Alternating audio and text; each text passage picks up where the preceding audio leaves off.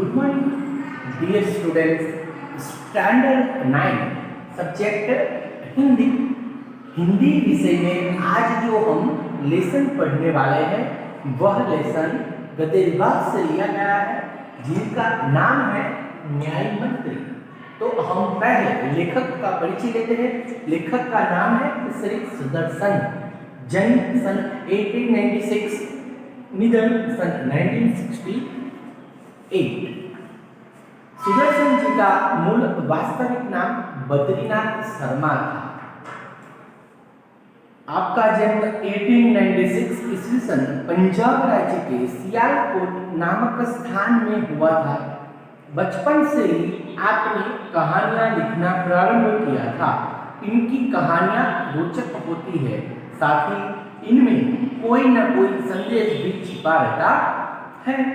पुष्पलता, सुप्रभा, परिवर्तन, पनघट, नगीना आपके सुप्रसिद्ध कहानी संग्रह है।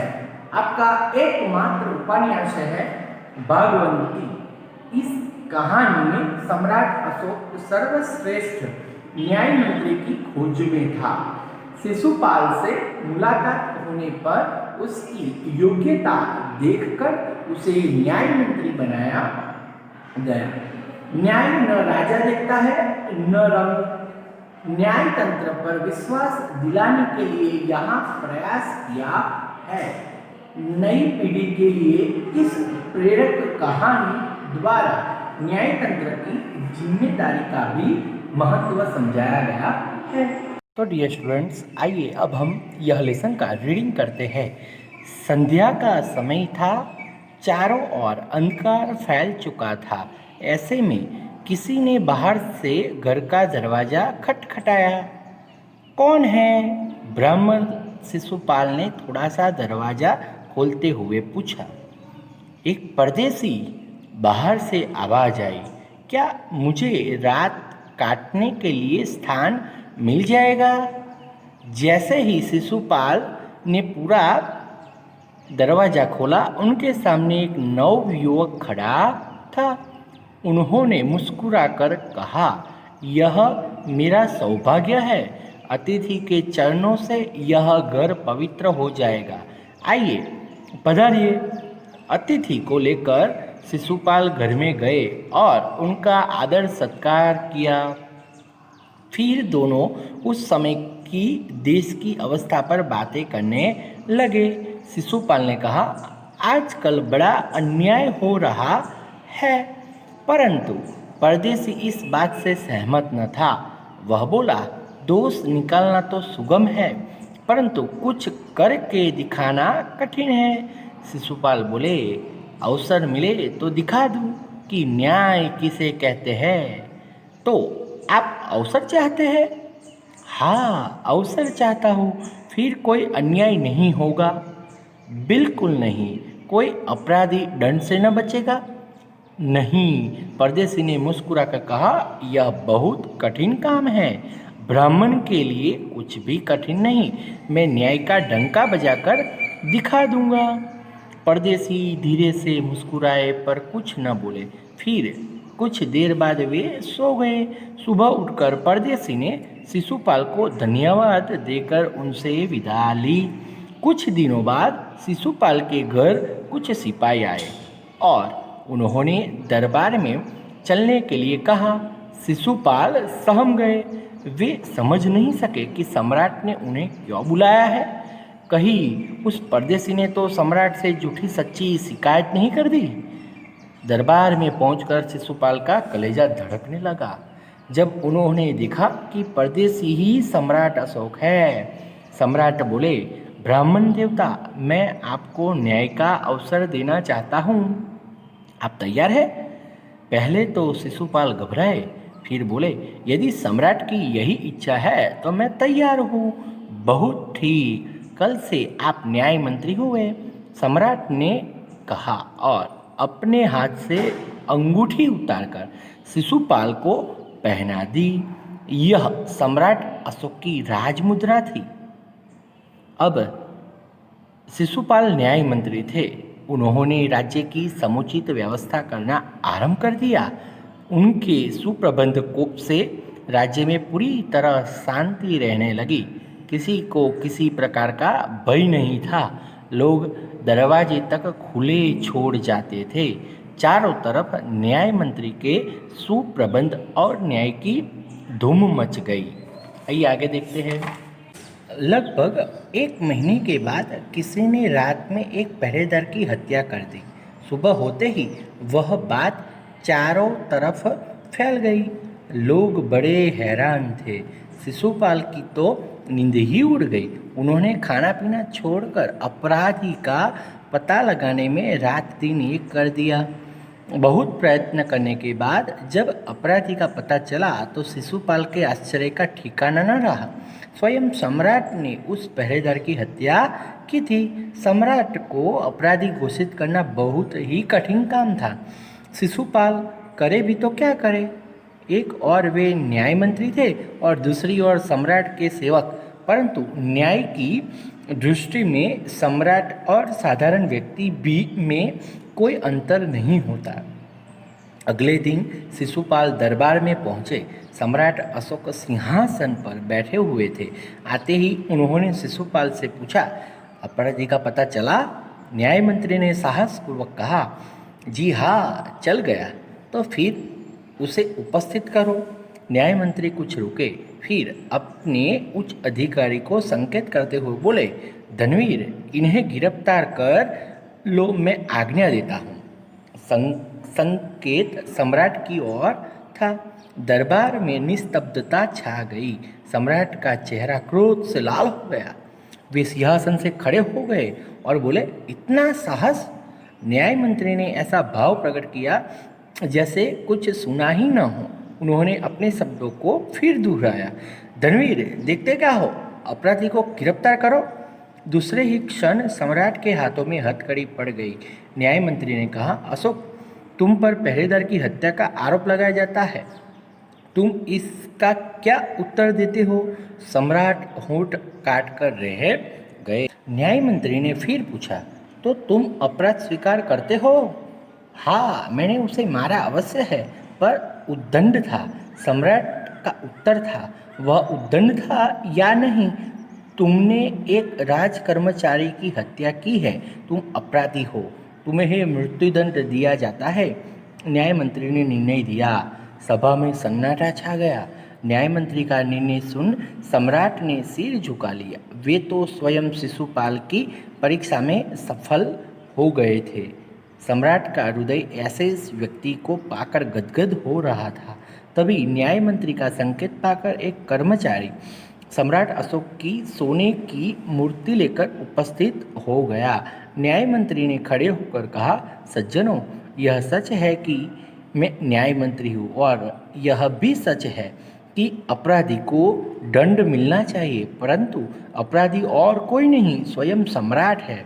शास्त्रों में राजा को ईश्वर का रूप माना गया है, इसलिए इसे ईश्वर ही दंड दे सकता है। अतएव मैं आज्ञा देता हूँ कि सम्राट को चेतावनी देकर छोड़ दिया जाए और उनके स्थान पर इस सोने की मूर्ति को फांसी पर लटका दिया जाए, जिससे लोगों को शिक्षा मिले। न्याय मंत्री का न्याय सुनकर लोग जय जयकार कर उठे। जब सब लोग चले गए तो शिशुपाल ने राजमुद्रा सम्राट अशोक के सामने रख दी और बोले, महाराज, यह राजमुद्रा वापस ले ले। मुझसे यह बोझ नहीं उठाया जाएगा। अशोक ने सम्मान भरी दृष्टि से उनकी ओर देखते हुए गदगद कंठ से कहा, आपने मेरी आंखें खोल दी है। आपका साहस प्रशंसनीय है। यह बोझ आपके अतिरिक्त और कोई नहीं उठा सकता। न्याय मंत्री निरुत्तर हो गए। अब हम यह लेसन के शब्दार्थ समझते हैं। शब्दार्थ, सौभाग्य मीन्स सद्नसीब, सुगम मीन्स सरल, अवसर मीन्स मौका, राजमुद्रा मीन्स राष्ट्र की निशानी, सुप्रबंध मीन्स सुव्यवस्था, उद्दंड मीन्स अविवेकी, निस्तब्धता मीन्स शांति। स्टूडेंट्स, यह लेसन के मुहावरे अब हम समझते हैं। तो मुहावरे, सहम जाना, आश्चर्यचकित हो जाना, कलेजा दर्द, चिंतित होना, धूम मच जाना, प्रसिद्ध हो जाना, रात दिन एक करना, कड़ी मेहनत करना, होठ काटना, आश्चर्य में पड़ना, सिर झुकाना, लज्जित होना, गदगद हो जाना, भाव विभोर हो जाना, आंखें खोल देना, सही परिस्थिति समझना। स्टूडेंट्स, आइए अब हम स्वाध्याय के प्रश्न की चर्चा करते हैं। प्रश्न नंबर 1, निम्नलिखित प्रश्नों के उत्तर एक एक वाक्य में लिखिए। इसमें क्वेश्चन नंबर 1, शिशुपाल ने अपने घर का दरवाजा क्यों खोल दिया? तो शिशुपाल ने अपने घर का दरवाजा खोल दिया क्योंकि शाम के समय एक अतिथि आश्रय के लिए आया था। क्वेश्चन नंबर 2, शिशुपाल किस अवसर की तलाश में था? शिशुपाल न्याय किसे कहते हैं यह दिखाने के अवसर की तलाश में था। क्वेश्चन नंबर 3, न्याय के विषय में शिशुपाल के क्या विचार थे? तो शिशुपाल मानते थे कि न्याय ऐसा हो कि कोई अन्याय और अपराध करने का साहस न कर सके। क्वेश्चन नंबर 4, परदेसी कौन था? उसने दूसरे दिन क्या किया?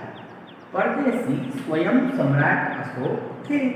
उन्होंने दूसरे दिन सुबह उठकर शिशुपाल को धन्यवाद देकर उनसे विदा ली।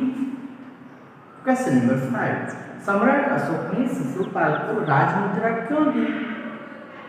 क्योंकि शिशुपाल अब न्याय मंत्री थे, इसलिए सम्राट अशोक ने शिशुपाल को राजमुद्रा दी।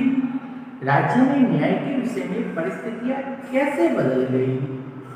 तो राज्य में अब पूरी तरह शांति रहने लगी, किसी को किसी प्रकार का भय नहीं था, लोग दरवाजे तक खुले छोड़ जाते थे। यह परिस्थितियां बदल गई। पहरेदार की हत्या होने पर शिशुपाल की स्थिति कैसी हो गई? यह प्रश्न का उत्तर पेज नंबर 4 पे पहले पैसेज की सेकंड लाइन में दिया गया है। शिशुपाल की तो नींद ही उड़ गई। उन्होंने खाना पीना छोड़कर अपराधी का पता लगाने में रात दिन एक कर दिया। ठीक है। क्वेश्चन नंबर 1, अपराधी का पता चलने पर शिशुपाल ने क्या किया? तो अपराधी का पता चलने पर शिशुपाल ने सम्राट अशोक की गिरफ्तारी करने का आदेश दिया।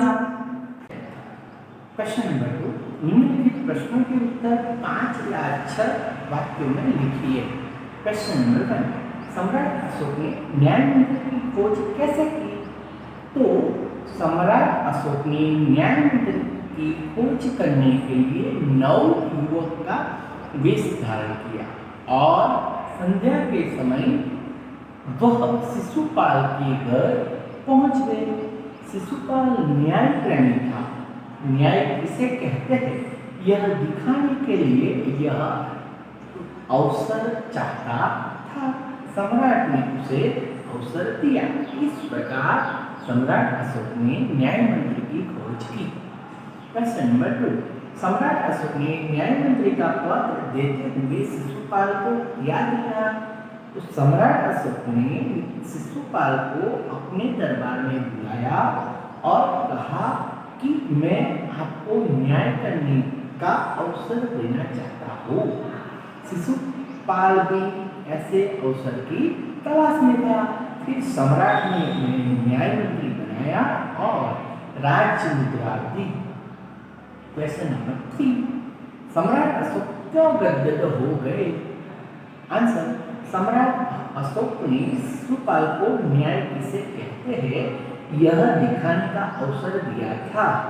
सम्राट की कसौटी में शिशुपाल खरे उतरे। हत्यारे के प्रति जरा भी उन्होंने नरम रूप नहीं अपनाया और अपने निष्पक्ष व्यवहार से उसने सम्राट का दिल जीत लिया।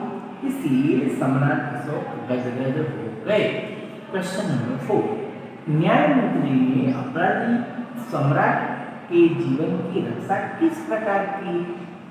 न्यायमंत्री ने कहा कि शास्त्रों में राजा को ईश्वर का रूप माना गया है, इसलिए उसे केवल ईश्वर ही दंड दे सकते हैं।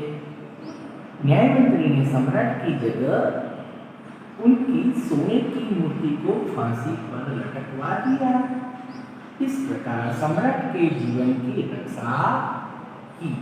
क्वेश्चन नंबर 5, न्यायमंत्री नियुक्त क्यों हो गए? तो शिशुपाल न्यायमंत्री की कसौटी पर खरे उतरे थे। सम्राट अशोक ऐसे व्यक्ति को पाकर गदगद हो गए, परंतु शिशुपाल को लगा कि न्यायमंत्री की यह जिम्मेदारी मुझसे नहीं संभाली जाएगी और वह सम्राट से राजमुद्रा वापस लेने की प्रार्थना करने लगे। पर सम्राट ने कहा कि यह जिम्मेदारी उनके सिवाय कोई नहीं उठा सकता। तब न्यायमंत्री नियुक्त हो गए। स्टूडेंट्स, अब हम क्वेश्चन नंबर 3 समझते हैं। निम्नलिखित विधान कौन कहता है, क्यों कहता है, वह लिखना है। यहाँ 5 सेंटेंसेस दिए गए, वो 5 सेंटेंस कौन कहते हैं और क्यों कहते हैं वो आपको खुद ब खुद लिखना है। क्वेश्चन नंबर 4, विरोधी शब्द दीजिए। तो देखते हैं विरोधी शब्द में पहला शब्द है परदेशी। तो विरोधी शब्द है उसका स्वदेशी, आदर तो अनादर, अपराधी तो निरपराधी, सुप्रबंध तो कुप्रबंध, गिरफ्तार तो रिहा, स्वीकार तो अस्वीकार। ठीक है। क्वेश्चन नंबर 5, समानार्थी शब्द। समानार्थी शब्द तो अतिथि तो मेहमान, सुगम तो सरल, कठिन तो मुश्किल, हैरान तो चकित, निस्तब्धता तो शांति, निरुत्तर तो खामोश। यहाँ हमारा स्वाध्याय पूर्ण होता है जो आपको नोटबुक में कंप्लीट करना है।